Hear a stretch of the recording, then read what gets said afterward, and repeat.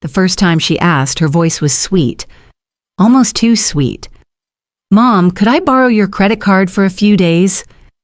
I just need to pick up a few things before the baby shower." She called me Mom, but it didn't sound like love. It sounded like strategy. I smiled politely, stirring my tea, as if I hadn't already noticed how often she said the word borrow and never return. "Of course, darling," I said gently, "but you and Daniel just bought that new car, didn't you?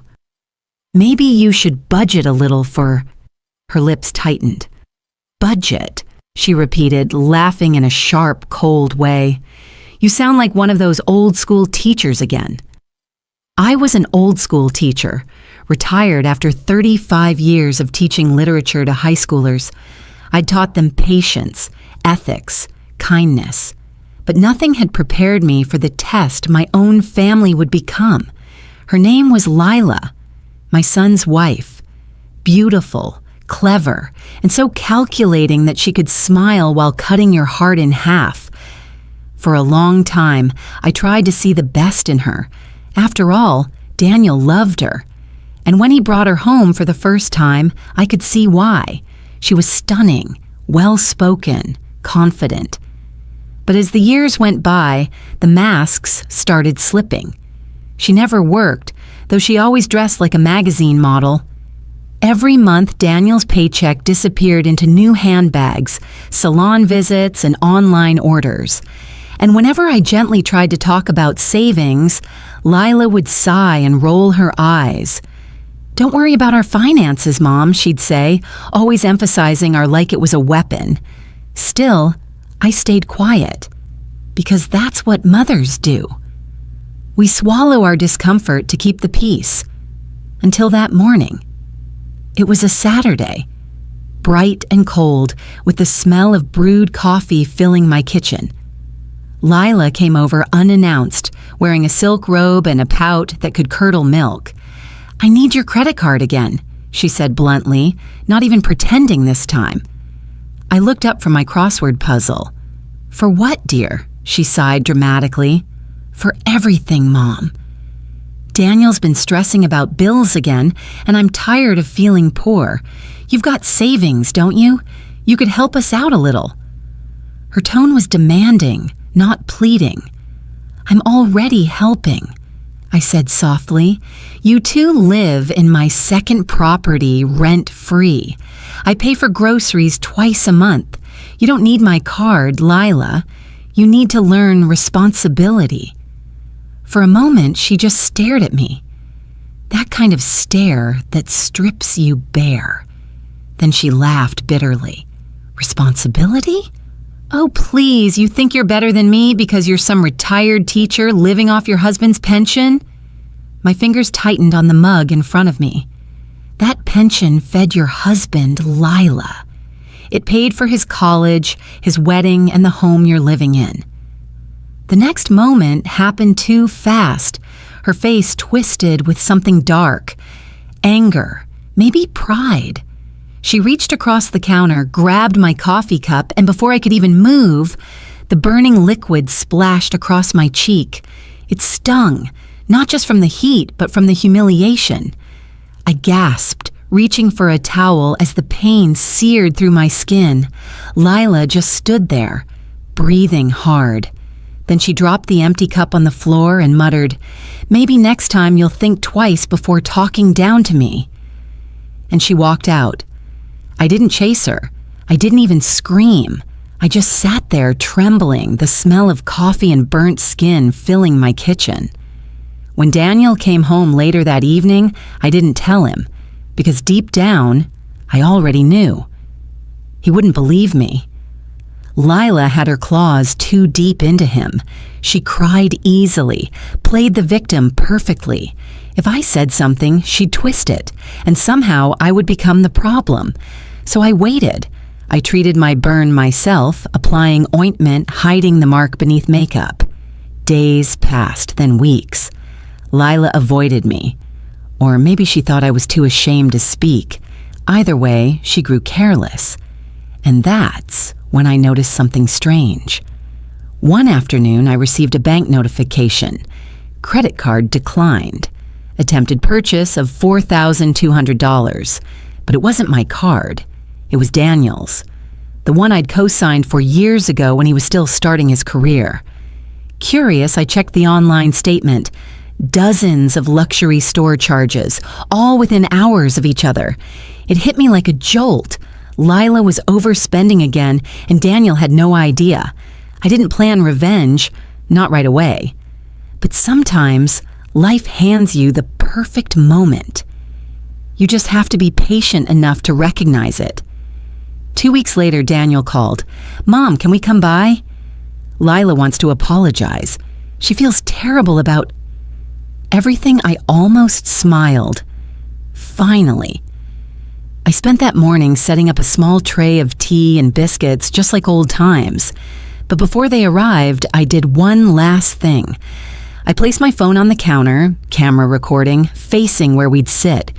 When they arrived, Lila came in with her head bowed, crocodile tears already forming. "Mom," she whispered, "I'm so sorry for yelling the other day." I was stressed. I didn't mean to disrespect you. "Yelling?" I asked quietly. "That's all?" She blinked. "What do you mean?" "I mean, you remember what you did?" Her face froze. Then she laughed nervously. "I didn't do anything." "You're imagining things, Mom." I leaned forward. "Am I?" Then I pressed play on my phone. The screen lit up, showing Lila 2 days earlier at the luxury boutique, swiping Daniel's card, bragging to the cashier about her clueless husband and his old mother who'd never dare confront her. Daniel's face went pale. "Lila, what is this?" she stammered. I don't know. It's edited. Someone..." But I wasn't finished. The next clip rolled. Footage from my kitchen security camera. I had installed it after Thomas passed, mostly for peace of mind. It showed the moment Lila hurled the coffee, the mug shattering at my feet.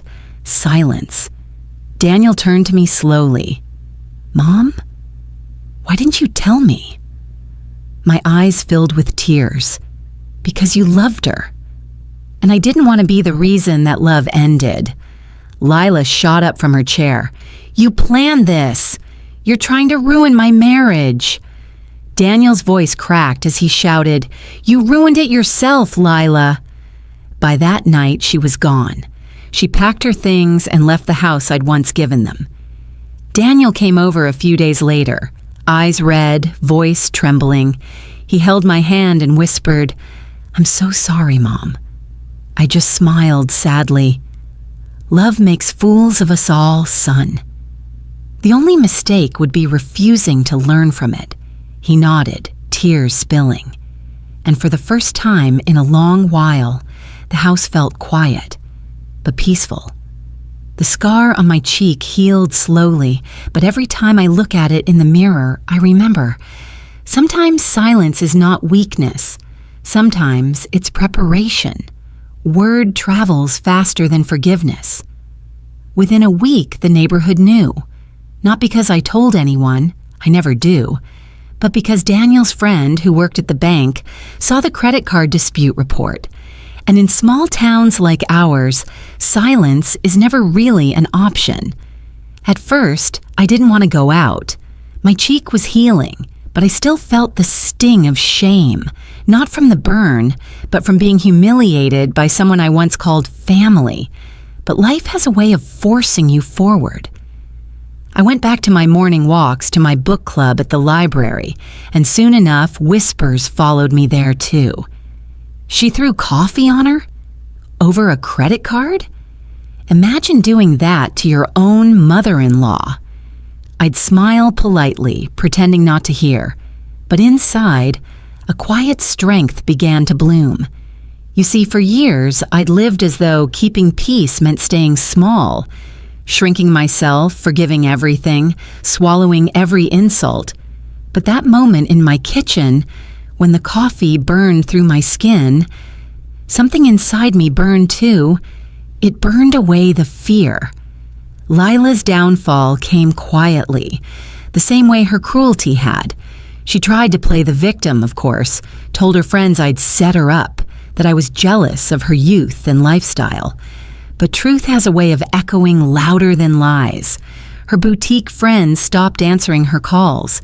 The cafe she used to frequent refused to serve her after she shouted at a waitress for judging her. And when Daniel finally filed for separation, the mask she'd worn for years shattered completely. One night, she showed up at my door again. It was raining, and she looked nothing like the woman who once strutted around in heels and perfume.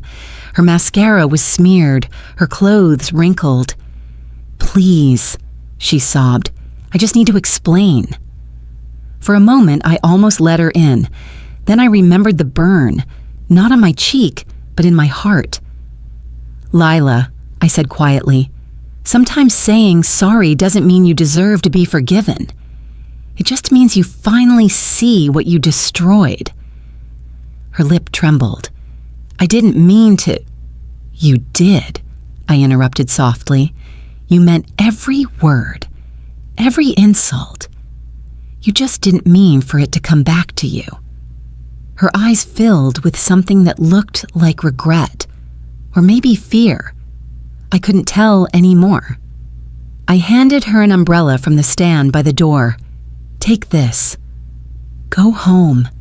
Learn what peace feels like, because I finally have." I closed the door, and I swear, I felt the house sigh, like it was exhaling years of tension all at once. Daniel stayed with me for a while after that. Quiet dinners, soft apologies, slow healing. He would sit across from me, guilt written all over his face. "Mom," he said once, voice low, "I should have believed you sooner. You've always been the one person who never lied to me." I reached across the table and took his hand. "Love blinds us, son. The important thing is, you can see again." He nodded, eyes glistening. "You know what hurts the most?" I thought I was protecting her, but all this time I was just protecting her lies. I smiled, tired but proud. "And now you're protecting your peace.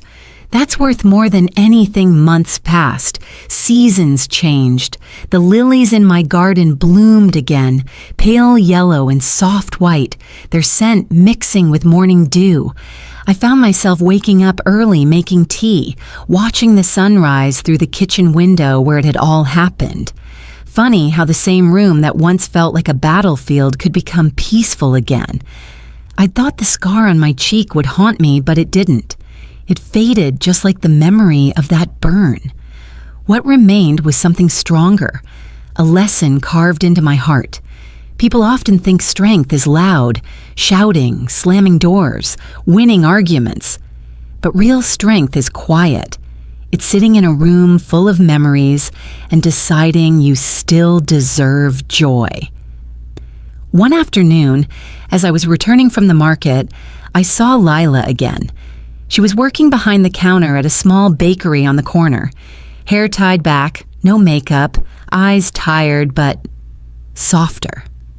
Our eyes met through the glass. She froze for a second, then hesitantly waved.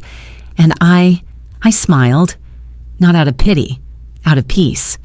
She'd found humility, maybe even redemption, and I had found forgiveness, not for her, but for myself. Because holding on to anger had only made me heavy, and I'd carried enough weight in this life. That evening, Daniel came home with news. "The bank finally approved my small business loan," he said, smiling shyly. "A tutoring center. I want to name it after you, the Grace Academy."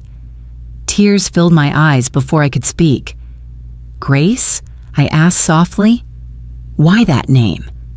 He looked at me, voice trembling. "Because you never lost yours." For the first time in years, I felt my chest swell with pride. Not the pride that comes from being right, but the kind that comes from surviving with dignity. Later that night, I stood at my window, the city lights flickering in the distance. I thought about all the versions of me I'd been, the mother, the teacher, the widow, the woman who'd once stayed silent, and I realized silence can hurt, yes, But it can also heal, because sometimes the best revenge isn't proving someone wrong. It's living so peacefully that they can't reach you anymore. Sometimes the people who hurt us the most are the ones who were once closest to our hearts. And it's easy to let that pain turn us bitter, angry, small. But you know what I've learned? Peace is the loudest answer you'll ever give to cruelty. So if someone ever tries to break you, don't shout, don't beg, just rise, quietly. Because silence has a power that no apology can match. Tell me, dear, if someone in your own family hurt you this way, would you forgive them, or would you let them face their karma alone? Let me know in the comments. And if this story touched your heart, don't forget to follow for more stories that remind you that grace always wins.